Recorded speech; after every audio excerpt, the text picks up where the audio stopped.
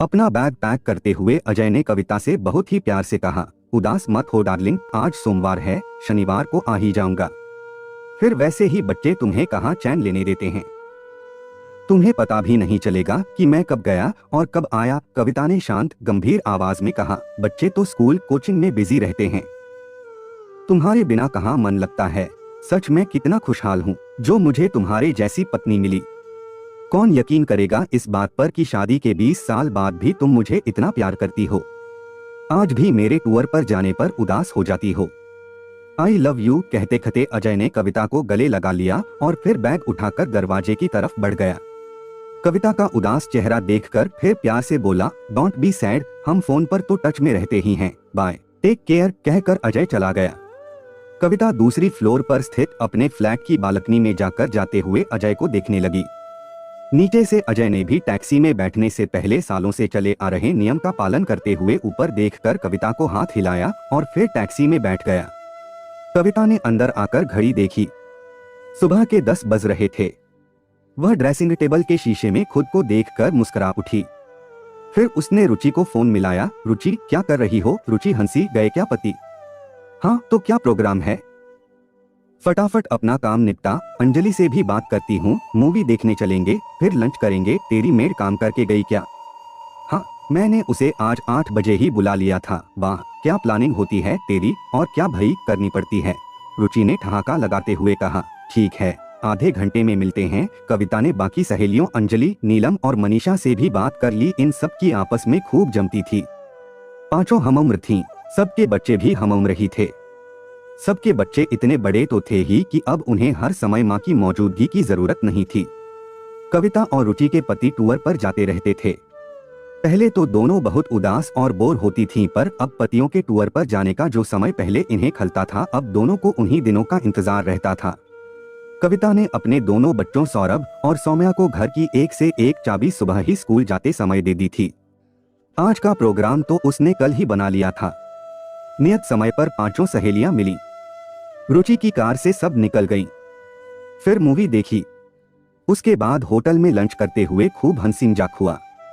मनीषा ने आहें भरते हुए कहा, काश अनिल की भी टूरिंग जॉब होती तो सुबह शाम की पति सेवा से कुछ फुर्सत मुझे भी मिलती और मैं भी तुम दोनों की तरह मौज करती। रुचि ने छेड़ा, कर तो रही है तू मौज अब भी। अनिल ऑफिस में ही है न इस समय? हाँ यार, पर शाम को तो आ जाएंगे न। तुम दोनों की तो पूरी शाम रात तुम्हारी होगी। कविता ने कहा, हाँ भाई यह तो है, अब तो शनिवार तक आराम ही आराम। मनीषा ने चिढ़ने की एक्टिंग करते हुए कहा, बस कर, हमें जलाने की जरूरत नहीं है। नीलम ने भी अपने दिल की बात कही, यहाँ तो बिजनेस है, न घर आने का टाइम है न जाने का, पता ही नहीं होता कब अचानक आ जाएंगे। फोन करके बताने की आदत नहीं है, न घर की चाबी ले जाते हैं, कहते हैं तुम तो हो ही घर पर। इतना गुस्सा आता है न कभी कभी कि क्या बताऊं। रुचि ने पूछा, तो आज कैसे निकली? सासू माँ को कहानी सुनाई।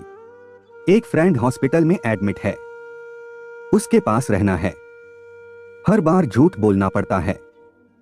मेरे घर में मेरा सहेलियों के साथ मूवी देखने और लंच पर जाना किसी को हजम नहीं होगा। कविता हंसी, जी तो बस हम रहे हैं। यह सुन तीनों ने पहले तो मुंह बनाया, फिर हंस दी। बिल हमेशा की तरह सब ने शेयर किया और फिर अपने अपने घर चली गईं। सौरभ और सौम्या स्कूल से आकर कोचिंग जा चुके थे। जब आए तो पूछा, मम्मी कहाँ गई थीं? बस थोड़ा काम था घर का। फिर जानबूझकर पूछा, आज डिनर में क्या बनाऊं? बाहर के खाने के शौकीन सौरभ ने पूछा, पापा तो शनिवार को आएंगे न? हाँ, आज पिज्जा मंगवा लें। सौरभ की आंखें चमक उठीं। सौम्या बोली, नहीं, मुझे चाइनीज खाना है। कविता ने गंभीर होने की एक्टिंग की, नहीं बेटा, बाहर का खाना बार बार ऑर्डर करना अच्छी आदत नहीं है।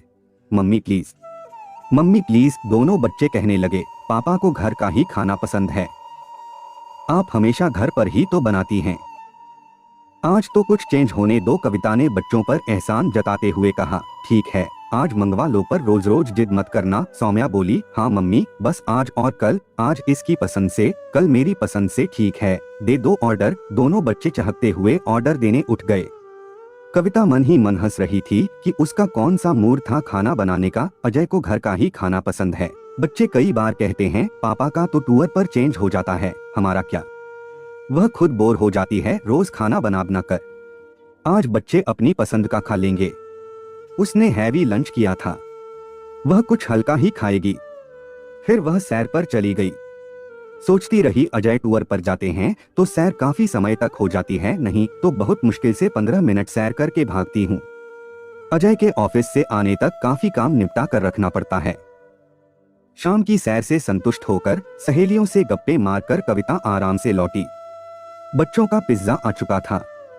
उसने कहा, तुम लोग खाओ, मैं आज कॉफी और सैंडविच लूंगी। बच्चे पिज्जा का आनंद उठाने लगे। अजय से फोन पर बीच बीच में बातचीत होती रही थी। बच्चों के साथ कुछ समय बिताकर वह घर के काम निपटाने लगी। बच्चे पढ़ने बैठ गए। काम निपटाकर उसने कपड़े बदले, गाउन पहना, अपने लिए कॉफी और सैंडविच बनाए और बेडरूम में आ गई। अजय टूर पर जाते हैं तो कविता को लगता है उसे कोई काम नहीं है। जो मन हो बनाओ खाओ, न घर की देखरेख, न आज क्या स्पेशल बना है जैसा रोज का सवाल। गजब की आजादी। अंधेरा कमरा, हाथ में कॉफी का मग और जगजीत चित्रा की मखमली आवाज के जादू से गूंजता बेडरूम। अजय को साफ सुथरा चमकता घर पसंद है। उनकी नजरों में घर को साफ सुथरा देखकर अपने लिए प्रशंसा देखने की चाह में ही वह दिन रात कमरतोड़ मेहनत करती रहती है। कभी कभी मन खिन्न भी हो जाता है कि बस यही है क्या जीवन। ऐसा नहीं है कि अजय से उसे कम प्यार है या वह अजय को याद नहीं करती, वह अजय को बहुत प्यार करती है। यह तो वह दिन रात घर के कामों में पिसते हुए अपने लिए कुछ पल निकाल लेती है तो अपनी दोस्तों के साथ मस्ती भरा, चिंता से दूर, खिलखिलाहटों से भरा यह समय जीवनदायिनी दवा से कम नहीं लगता उसे। अजय के वापस आने पर तन मन से और ज्यादा उसके करीब महसूस करती है। वह खुद को उसने बहुत सोच समझकर खुद को रिलैक्स करने की आदत डाली है। ये पल उसे अपनी कर्मस्थली में लौटकर फिर घर गृहस्थी में जुटने के लिए शक्ति देते हैं।